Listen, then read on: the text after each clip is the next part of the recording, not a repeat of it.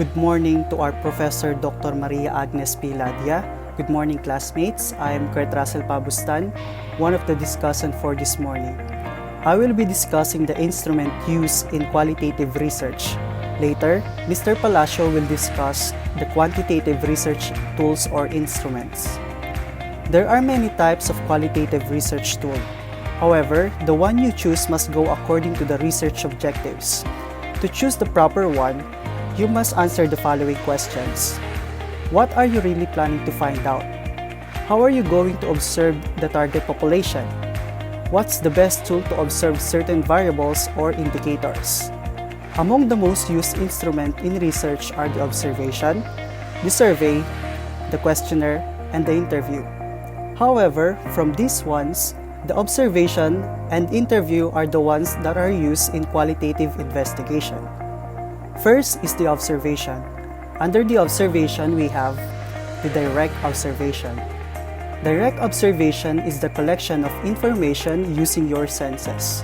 By observing, you can document activities, behavior, and physical aspects of a situation without having to depend on people's willingness or ability to respond accurately to the questions. When the topic and the objectives are not well defined, we can always carry out direct observation. It is called direct observation because you write down information of a phenomenon or event that is taking place at the very moment. The direct observation begins with the first interaction the researcher has with the phenomenon to be studied. For example, observing a teacher teaching a lesson from a written curriculum to determine whether they are delivering it with fidelity. Direct observation is divided into structured and unstructured observation. The difference between them is that structured observation is carried out with an observation guide and it is non-participant. However, an unstructured observation does not need an observation guide and can be participant or non-participant. Next is the structural observation. Structured observation, also known as systematic observation, is a data collecting method in which researchers gather data without direct involvement with the participants, and the collection technique is structured in a well-defined and procedural manner, meaning the researchers only watch from afar. To carry out structured observation, you must first select the variables and indicators you are about to observe. Take into account the participants, behavior, and environment where it will take place, as well as physical movements or symbols that are important to be taken into account. Keep in mind that you might need a closed or open observation notes. Here is an example of a chart that will give you a better idea of an open observation note you might consider. The objective of the study is placed at the top of the chart, followed by the variable, the indicator, and the things you should take into account: the participants, behavior, environment, and physical movements or symbols related to the indicator. When we say indicator, it is an observed value of variable, or in other words, a sign of presence or absence of the concept being studied. What is the difference between participant observation and observer-participant? The role of the observer can be divided in participant-observer and observer-participant. That is according to Scribano and Zacarias 2013. To be a participant-observer is to be part of the community and feel and live what the target population goes through. In other words, the observer becomes part of the community members and enjoy all the rights the community members have. On the other hand, an observer participant is the one that carries the role of the visitor, with the only right to observe their behaviors and environment without participating in their activities. As previously said, an observer participant can only take note of the activities he observes. Next is interview. Interview is a measurement instrument otherwise known as oral questionnaire. It involves a process where a researcher solicits information from respondents through verbal interaction. A researcher would have previously prepared a scheduled list of structured questions pertinent to the study before meeting respondents for their opinions on the subject matter. An interviewing involves asking questions and getting answers from the respondents in the study. Another is the in-depth interview. In-depth interviews are qualitative data collecting method that involves direct and one-on-one engagement with the individual participants. In-depth interview can take place face-to-face or in some cases, over the phone. An in-depth interview is the one that takes place when you interview the studied population so that it freely expresses any idea, feelings, and motivations about the topic being studied. Bear in mind that this interview establishes a relationship among persons and that you must have an opening question. Keep the persons talking all the time. Ask them to clarify any ambiguous topics. When it is appropriate to use in-depth interview. In-depth interviews are best when you are interested in individual experience, perceptions, and feelings regarding several topics of interest that you can be attained through an informal observation alone with a child informant. For example, you may have measured an increase in youth visit to a clinic, and through in-depth interviews, you found out that youth noted that she went to the clinic because she saw a new sign outside of the clinic advertising youth hours. You might also interview a clinic staff member to find out their perspective on the clinic's youth friendliness. Next is the face-to-face interview. Face-to-face interview is a data collection method when the interviewer directly communicates with the respondent in accordance with the prepared questionnaire. A face-to-face interview is a version of an in-depth interview. It is useful for targeting detailed perceptions, opinions, and attitudes. This face-to-face interview can be done in person or by mass media like in phone, video call, or webinar.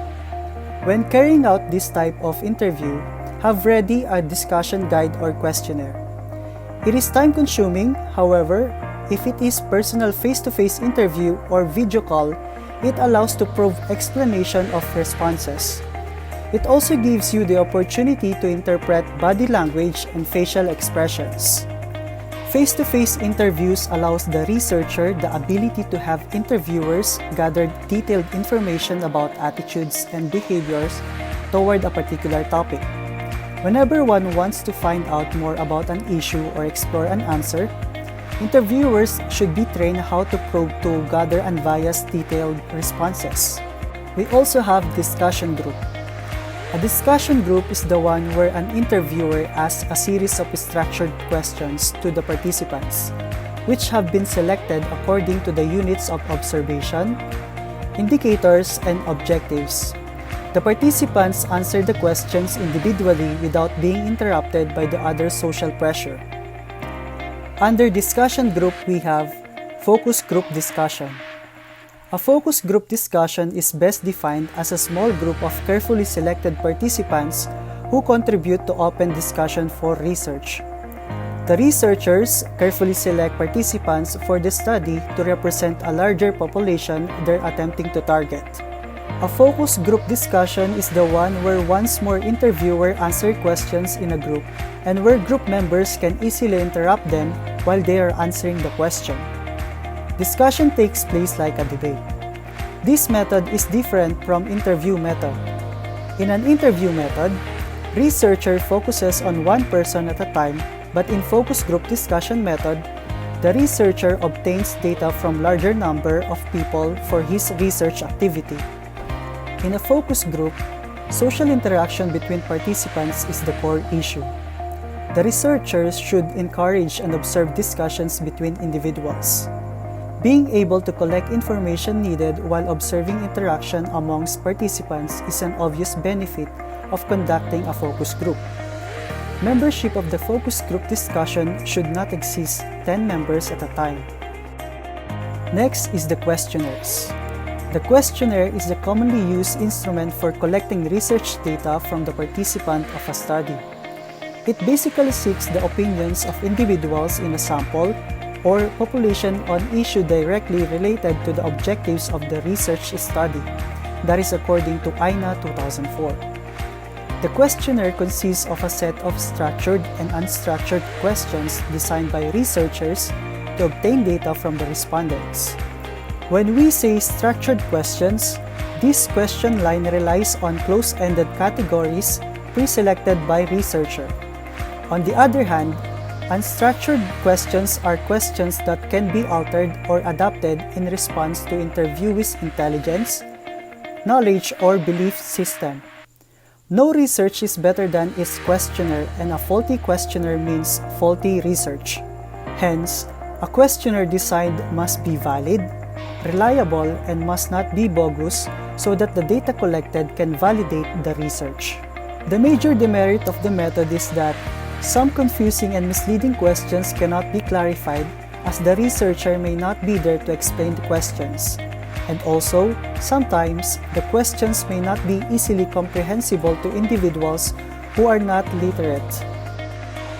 Characteristics of a good questionnaire according to Popula 2011. Questions should not be ambiguous. This implies that it must be capable of only one interpretation. Questions must be easily understood. Questions should be capable of having a precise answer. Questions must not contain words of vague meaning. Questions should not require rigorous calculations. Questions should not require the respondent to decide upon clarification.